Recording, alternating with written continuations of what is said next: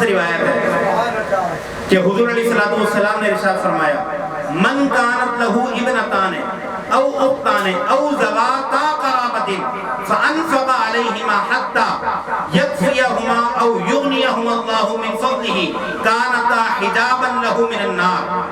حضور علیہ السلام فرماتے ہیں کہ جس کی دو بہنیں ہیں یا دو بیٹیاں ہیں یا محارم میں سے کوئی عورت ہے، محارم میں سے ذو قرابت ہے، قرابت دار ہے، محارم میں سے کوئی عورت ہے اور وہ تنگ دست ہے، اس پر اپنا مال خرچ کرتا ہے، شریعت کی اجازت کے مطابق اس پر اپنا مال خرچ کرتا ہے، حتیٰ کہ اللہ تعالیٰ اس کے لیے کافی ہو جاتا ہے یا پھر اللہ تعالیٰ انہیں غنی کر دیتا ہے، بیٹی کو، بہن کو یا ذو قرابت خاتون کو غنی کر دیتا ہے، تو حضور علیہ السلام فرماتے ہیں کہ یہ بیٹیاں، یہ بہنیں اور یہ ذو قرابت خواتین جہنم سے آڑ بن جائیں گی اس بندے کے لیے، جہنم سے رکاوٹ بن جائیں گی۔ ایک اور حدیث سنیں، حضور علیہ السلام فرماتے ہیں من کانت لہو ابنتن فہو متعب ومن کانت لہو ابنتان فہو مثقل ومن کانت لہو خمس بنات فہو معی فی الجنہ کہاتین ومن کانت لہو ست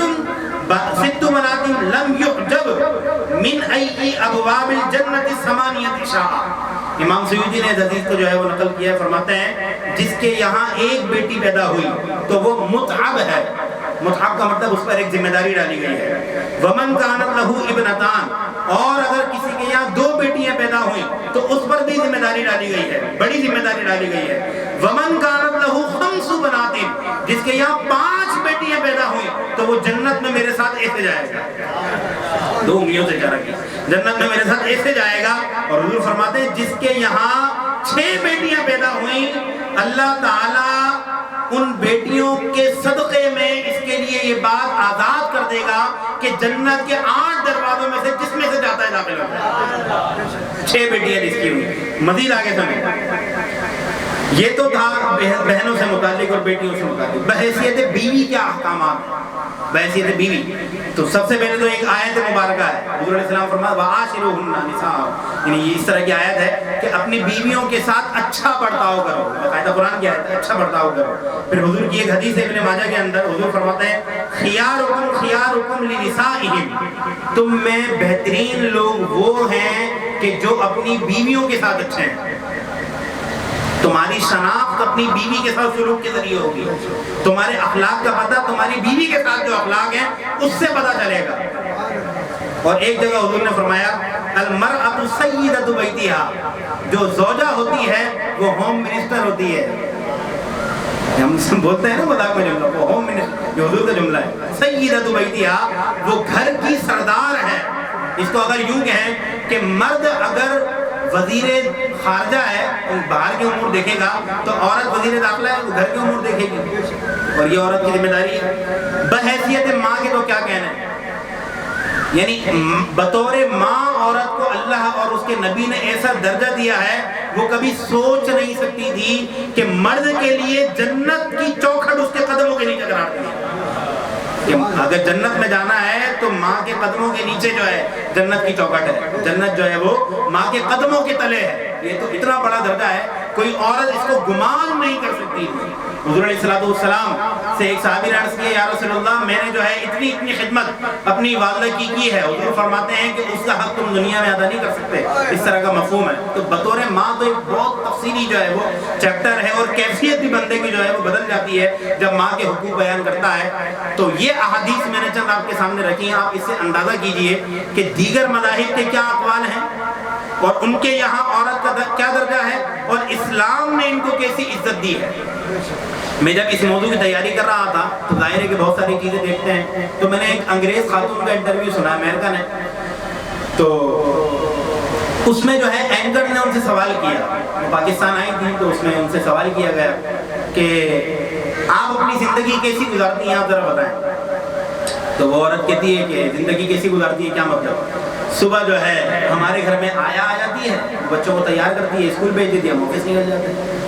اور پھر شام میں گھر آتے ہیں تو گھر کا سارا نظام ہمیں دیکھنا ہوتا ہے، کھانا وغیرہ پکانا ہے، دیگر جو چیزیں ہیں امور خانہ داری ہم دیکھتے ہیں۔ تو اس اینکر نے کہا کہ اگر آپ کو یہ کہا جائے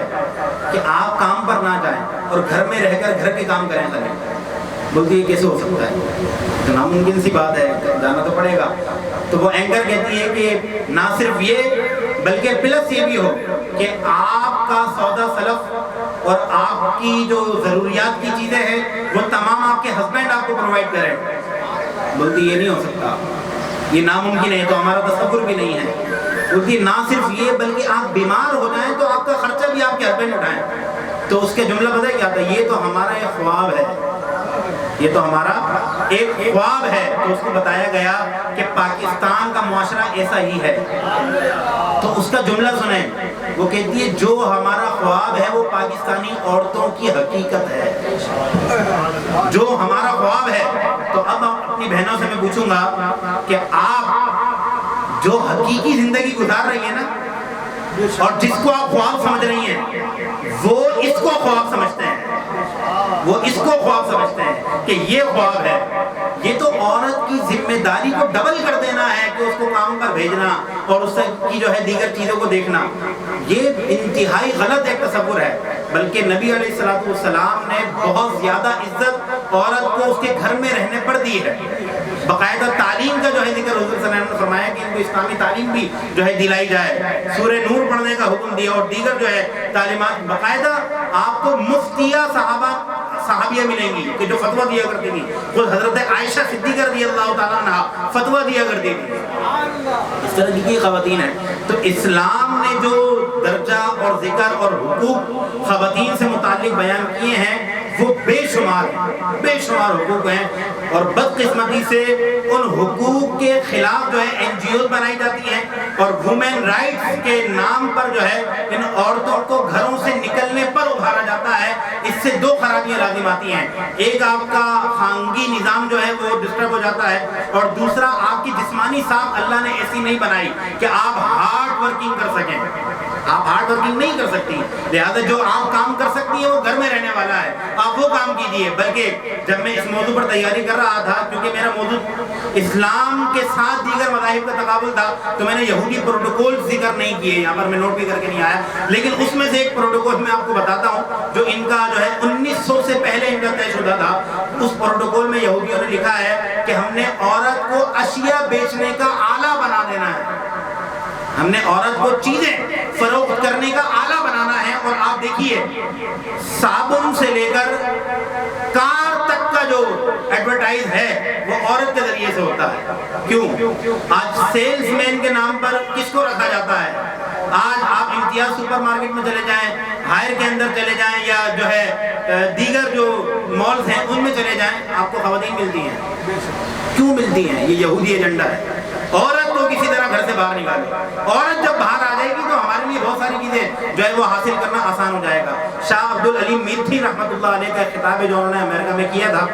اس میں آپ فرماتے ہیں کہ قرآن کا جو حکم ہے وہ بڑا زبردست ہے۔ مردوں کے لیے حکم فرمایا کہ اپنی نظریں نیچی رکھو، اور عورت کے لیے بھی حکم فرمایا کہ اپنی نظریں نیچی رکھو۔ فرماتے ہیں اس حکم میں سائنسی پہلو کیا ہے؟ تو ان کی انگریزی پوری ایک تقریر ہے میرے پاس لکھی ہوئی ہے، تو اس میں آپ فرماتے ہیں کہ نگاہیں نیچے رکھنے کا مرد کو بھی حکم ہے اور عورت کو بھی حکم ہے۔ آپ فرماتے ہیں میں آپ لوگوں کو آپ کی ذہنیت کے مطابق سمجھاتا ہوں۔ ظاہر ہے یورپ کے اندر، امریکہ کے اندر وہ یہ تقریر کر رہے ہیں تو ان کے مطابق انہوں نے بات کی۔ شاہ عبدالعلیم میرٹھی رحمۃ اللہ علیہ اعلیٰ حضرت کے خلیفہ ہیں، شاہ احمد نورانی صاحب کے والد ماجد، جن کو سفیر اسلام ہونے کا لقب جو ہے وہ حاصل ہے، سب سے پہلے سفیر ہیں پاکستان کے، ٹھیک ہے۔ تو آپ فرماتے ہیں کہ میں نے وہاں پر خطاب کیا، باقاعدہ لکھا ہوا ہے، 1936 کا یہ خطاب ہے۔ 1936 میں آپ نے یہ بات بیان کی کہ یہ جو ہیپناٹائز کیا جاتا ہے، اس کے جو اسٹوڈنٹ ہوتے ہیں ان کی ایک جو ہے مشق ہوتی ہے کہ یہ کسی شخص کے اوپر توجہ کرے تو بالکل اس کے چہرے کو کنسنٹریٹ کرتے رہے، پلک بھی نہ جھپکائیں۔ کیا ہوگا؟ اس کی ساری توجہ ان کی طرف کھینچ کے آ رہے گی۔ آپ فرماتے ہیں کہ ایک ہیپناٹائز سیکھا ہوا شخص اور ایک عام شخص، ان دونوں میں بالکل ایسے ہی فرق ہوتا ہے جیسے ایک گاڑی کا انجن 1000 یا 1000 جو ہے ہارس پاور کا ہوتا ہے، 1000 گھوڑوں کی طاقت رکھتا ہے۔ تو یہ جو ہیپناٹائز سیکھے ہوئے اسٹوڈنٹ ہوتے ہیں، افراد ہوتے ہیں، ان کی قوت جاذبیت جو ہوتی ہے وہ 1000 افراد کے برابر ہوتی ہے۔ یہ اگر کسی پر کانسنٹریٹ کرتے ہیں تو اس کی توجہ اس کی طرف آ جاتی ہے، ٹھیک ہے۔ تو کہتے ہیں کہ اسی طرح ہر انسان کے اندر یہ قوت جاذبیت موجود ہے، یہ صرف اس قوت جاذبیت کو بڑھاتے ہیں اور 1000 افراد کے برابر کا کر دیتے ہیں، ورنہ بیسکلی ہر شخص کے اندر قوت جاذبیت موجود ہے۔ اسی وجہ سے اسلام کہتا ہے کہ کوئی مرد کسی عورت کو نہ دیکھے، کیونکہ اگر مرد کی نظر عورت کی طرف جائے گی اور برے خیالات دل کے اندر پیدا ہوئے تو سائنسی پوائنٹ آف ویو سے اس کی یہ ساری نظر اور اس کی یہ ساری توجہ جو وہ اس کے اوپر ڈال رہا ہے اس میں بھی غیر محسوس طور پہ منتقل ہوگی، اور پھر درمیان میں شیطان آ جائے گا اور غلط چیزوں کی طرف جو ہے وہ ذہن منتقل ہونا شروع ہو جائے گا۔ تو آپ فرماتے ہیں یہ جو اللہ تعالیٰ نے سورہ نور کے اندر حکم فرمایا قُلْ لِلْمُؤْمِنِينَ يَغْضُضْنَ مِنْ قُلْ لِلْمُؤْمِنَاتِ يَغْضُضْنَ مِنْ أَبْصَارِهِنَّ کہ اے عورتوں تم بھی اپنی نظریں نیچے رکھو تاکہ اس کی توجہ تمہاری طرف نہ آئے، اے مردوں تم بھی اپنی نظریں نیچے رکھو تاکہ تم جو ہے اپنی توجہ کے ذریعے اس کی توجہ کو اپنی طرف نہ کھینچ سکو۔ اور جب مسجد حرام میں جاؤ تو اللہ تعالیٰ نے خصوصی طور پہ مردوں کا امتحان رکھا ہے کہ اپنی نظریں نیچے رکھنی ہیں، اور عورت کو فرمایا ہے کہ اپنا چہرہ کھلا رکھنا ہے، کہ یہ اپنی ساری زندگی میں ہماری ان 2 آیتوں پر کتنی مشق کر کے آیا ہے، ہمارے اس دربار میں کھڑا ہے۔ انشاءاللہ سب چاہتے ہیں کہ ہم مسجد حرام جائیں، حرم شریف جائیں، کعبۃ اللہ کے گرد پروانہ وار گھومیں، پہلے ان آیتوں پر عمل تو کریں۔ اس امریکن خاتون سے سوال یہ بھی ہوا تھا کہ نہ صرف آپ کی ضروریات کو پورا کیا جائے بلکہ آپ کا شوہر آپ کو تحفظ بھی فراہم کرے، آپ باہر جائیں تو کسی کی مجال نہ ہو آپ پر کسی کی نظر اٹھے۔ بولتی یہ تو جنتی زندگی ہے، یہ ہم نہیں تصور کر سکتے کہ ہم باہر جائیں اور کوئی ہمیں دیکھے نہ اور ہم کسی کو نہ دیکھیں، یہ تو ایک بڑا پاکیزہ معاشرہ ہے۔ اگر ایسا ہو جاتا ہے اور یہ صرف جنت میں مل سکتا ہے، اس کے یہ تاثرات ہیں، اور قرآنی تعلیم ویسی ہی ہے کہ جیسا اس کے خیالات تھے کہ یہ ایک خواب ہے ان کے لیے، لیکن ہمارے لیے خوش قسمتی ہے کہ یہ ہمارے لیے حقیقت ہے۔ تو میں یہ کہتا ہوں کہ اپنا ماحول ایسا بنائیں اور اپنی بچیوں کی تربیت